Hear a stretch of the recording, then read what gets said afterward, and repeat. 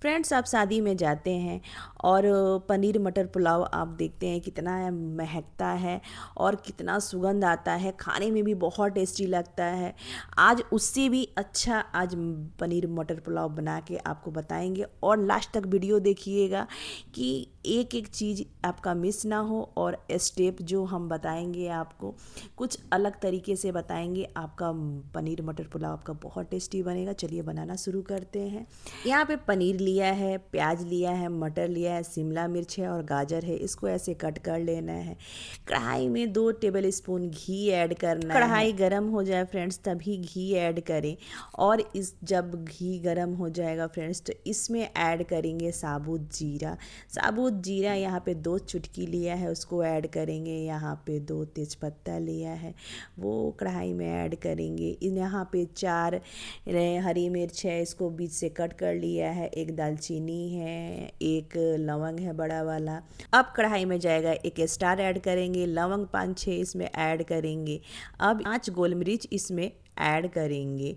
अब इसमें जाएगा 5 हरी वाली इलायची इसमें कढ़ाई में ऐड करेंगे।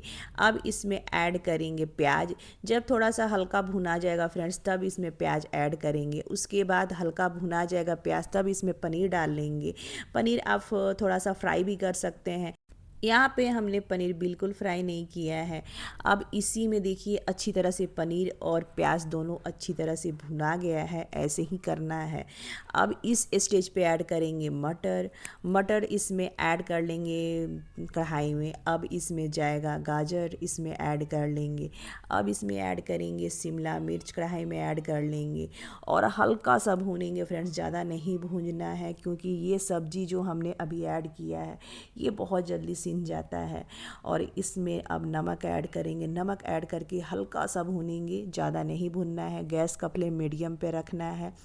आप देखिए यहाँ पे ये भुना गया है सब्जी। अब इसमें जाएगा चावल। चावल 1 गिलास लिया था फ्रेंड्स और 1 गिलास लेके आधा घंटा तक हमने फुला के चावल को रख दिया था। उसके बाद इसमें कढ़ाई में ऐड कर रहे हैं और ये बासमती राइस है फ्रेंड्स, कहीं पे भी मिल जाएगा आपको। और देखिए इसमें डाल लेना है कढ़ाई में। कढ़ाई में डालने के बाद हल्का सा भूनना है चावल को भी और सब्जी को भी। अब ये भुना गया है। अब इसमें जाएगा पानी। पानी ऐड करेंगे, 2 कप बड़े वाले कप से इसमें ऐड करेंगे। जिस कप से चावल हमने लिया था फ्रेंड्स उसी कप से पानी भी कढ़ाई में डाल रहे हैं कि अंदाज़ रहेगा। कभी भी आप पुलाव या कोई चावल सिंपल भी बना रहे हैं तो आप नाप के बनाएं तो बहुत बढ़िया बनता है। और यहाँ पे हल्का नमक और ऐड कर लेंगे। नमक टेस्ट के अकॉर्डिंग आप डाल लीजिएगा। अब थोड़ा सा अच्छा तरह से देखिए बॉयल आने लगा है पुलाव में, तो इसको ढक के कम से कम 10 मिनट के लिए ढक्कन लगा के छोड़ेंगे। बिल्कुल नहीं छेड़ना है, गैस का फ्लेम मीडियम पे ही रखना है फ्रेंड्स। और 10 मिनट बाद देखिए घड़ी का टाइम देख के 10 मिनट बाद ढक्कन हटाइए। पुलाव देखिए कितना खिला खिला सा बना है, बिल्कुल चिपका हुआ नहीं है।